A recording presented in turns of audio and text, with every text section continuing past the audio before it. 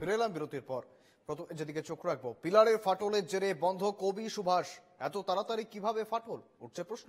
ইতিমধ্যেই টেন্ডার ডেকেছে মেট্রো কর্তৃপক্ষ। কাজ শেষ হতে হতে বছর ঘুরে যাবে। তাহলে কার গাফিলতিতে স্টেশন বন্ধ? প্রযুক্তিবিদদের মতে নির্মাণের সময় গাফিলতি ছিল। ওই এলাকার নরম মাটি নিয়ে মেট্রো কর্তৃপক্ষকে সতর্ক করেছিলেন বিশেষজ্ঞরা। এক বছরের মধ্যেই পিলারে ফাটল কি নির্মাণের গলদের কারণেই? নরম মাটির বিপদ এড়াতে প্রযুক্তিগত সব ব্যবস্থা কি নিয়েছিল মেট্রো, উঠছে প্রশ্ন।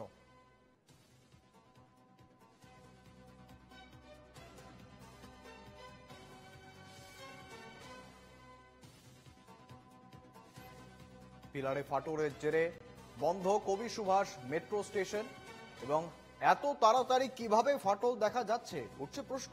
ইতিমধ্যেই টেন্ডার ডেকেছে মেট্রো কর্তৃপক্ষ।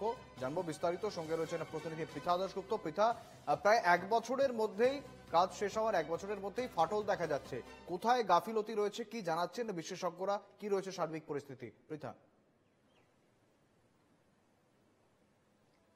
বৃহস্পতিবার এবং এই বৃহস্পতিবার অর্থাৎ অন্যান্য দিন যে ব্যস্ততা থাকে প্রত্যেকটি মেট্রো স্টেশনে, শুধুমাত্র কবি সুভাষ নয়, অবশ্যই কবি সুভাষ প্রান্তিক স্টেশন, সেখানে হয়তো ব্যস্ততা একটু বেশি, তার কারণ কানেক্টিং যে লোকাল ট্রেন সেখানে এখানে নেমে শিয়ালদা যাওয়ার জন্য প্রচুর মানুষ ট্রেন এই মেট্রো অ্যাভেল করেন।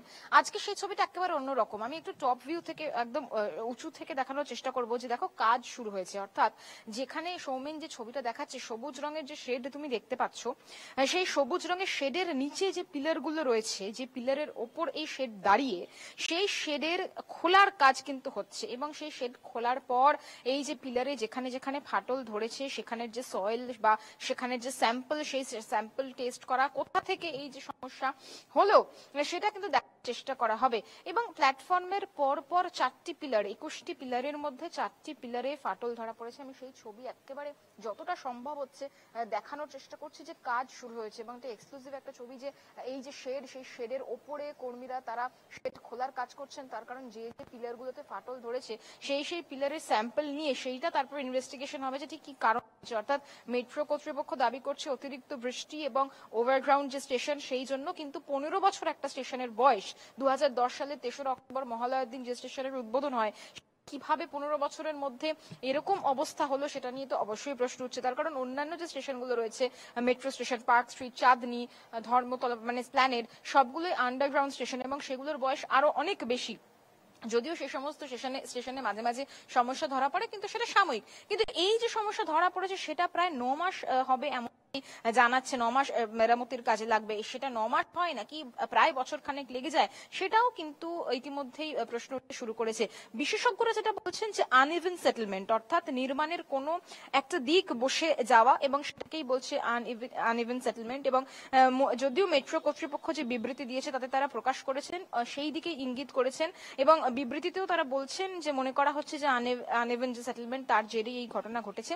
এবং এই ফাটল, যেটা বিশেষজ্ঞরা বলছেন, কনস্ট্রাকশন ইঞ্জিনিয়ারিং এর বিশেষজ্ঞরা, তারা বলছেন যে একটা দিনে কিন্তু এই ফাটল হয় না। একটা কংক্রিটের পিলারে নানা কারণে ফাটল তৈরি হতে পারে, যার অন্যতম কারণ হচ্ছে আনএভেল সেটেলমেন্ট। এবং কোনো একটা পিলারের দিক সেক্ষেত্রে বসে যেতে পারে, আরেকটা দিক কম বসতে পারে। এই কারণের জন্য শহর কলকাতার বিভিন্ন বাড়ি আমরা দেখেছিলাম এর আগে হেলে পড়েছিল। এখন প্ল্যাটফর্মটাও ঠিকঠাক রয়েছে নাকি প্ল্যাটফর্মটা হেলে পড়েছে, সেটাও কিন্তু এই যে ইনভেস্টিগেশন হবে সেই ইনভেস্টিগেশনে দেখবেন। এবং এই নিয়মিত তদারকি হতো কিনা, রক্ষণাবেক্ষণ হতো কিনা, সেটা নিয়ে প্রশ্ন উঠছে। তুমি দেখো যে এই যে মেট্রোটি ঢুকছে সেটি মেট্রোর পরিবেশে এটি ব্লু লাইন, এবং যেখানে ফাটল ধরেছে এটি অরেঞ্জ লাইন, এবং যেখানে ফাটল ধরেছে সেটা কিন্তু ব্লু লাইন।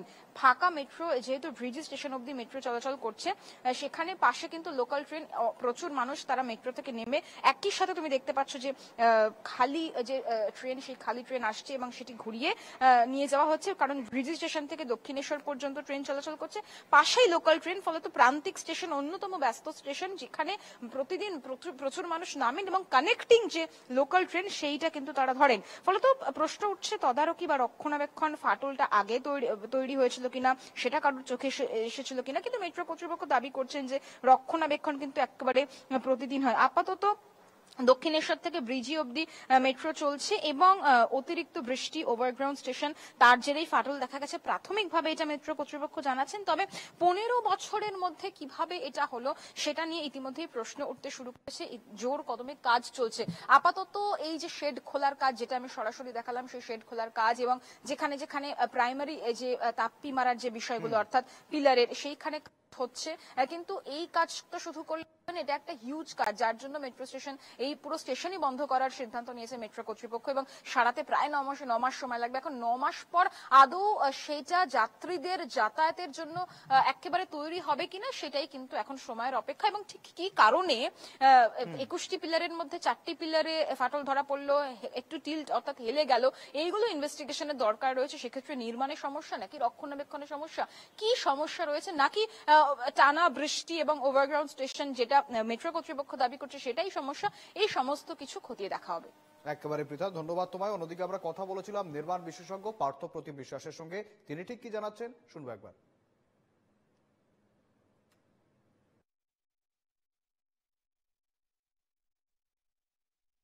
এখন একটা কনক্রিটের প্ল্যাটফর্মের আয়ু সাধারণত 100 বছর হয়, সেটা 15 বছরের মাথায় যদি ভেঙে ফেলার সিদ্ধান্ত হয় তাহলে সেই নির্মাণের মান নিয়েই তো প্রশ্ন উঠবে, এটা স্বাভাবিক। ফলে এখানে 2-3টে প্রশ্ন আছে। এক, যে এই টার্মিনাল স্টেশনটা নিচু জায়গা, জলাজমি, নরম মাটির উপর তৈরি হচ্ছিল, ফলে তার ভারবাহী স্তম্ভগুলো সেক্ষেত্রে ফাউন্ডেশন কি ধরনের দেওয়া হয়েছিল, কেমন দেওয়া হয়েছিল, সেটা প্রশ্নের মুখে পড়ছে, কারণ সেগুলোই আসলে শেষমেশ সেটেল করেছে। কিন্তু সেটেলমেন্টটা এতটাই বেশি হয়েছে, কিন্তু সেটা once in a fine warning তো হয় না, ধীরে ধীরে হয়।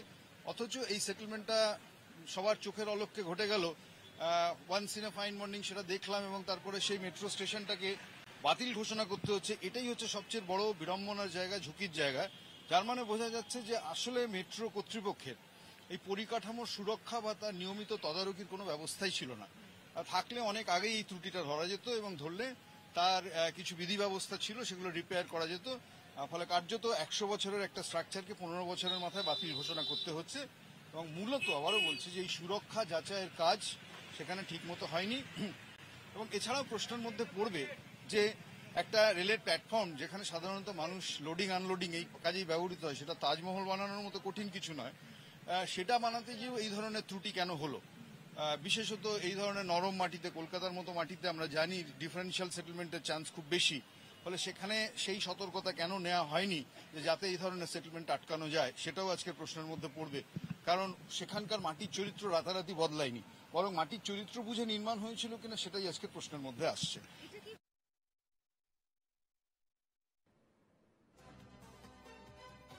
অন্যদিকে প্রযুক্তিবিদদের মতে নির্মাণের সময় গাফিলতি ছিল, যেমনটা জানাচ্ছিলেন তিনি। ওই এলাকায় নরম মাটি নিয়ে মেট্রো কর্তৃপক্ষকে সতর্ক করেছিলেন বিশেষজ্ঞরা। 1 বছরের মধ্যেই পিলারে ফাটল কি নির্মাণের গলদের কারণেই? নরম মাটির বিপদ এড়াতে প্রযুক্তিগত সব ব্যবস্থা কি নিয়েছিল মেট্রো, উঠছে প্রশ্ন।